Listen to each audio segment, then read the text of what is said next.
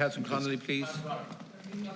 Okay. Hishi Bana Makeshle Ionad Lae atá dúnta in Áras Mhic Dara I grílear na Gaeltachta le breis 3 bliain aníis.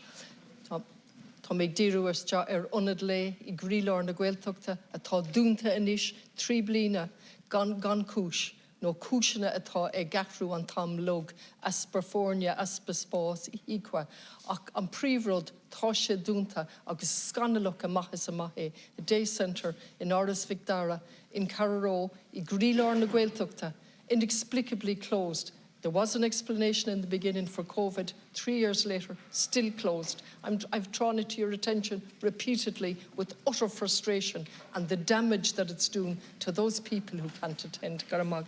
Well, Nietzsche Sasul an écher agus go háirithe na bar fud na tíre tá annach chuid Ionad Lae oscailte inis. So Nietzsche Sasul an écher go bhfuil ceann I grílear na Gaeltachta dúnta. So dénig me fisrú leis an ara chun íireachta dhéanamh an scéal a réiteach Nietzsche Sasul an écher.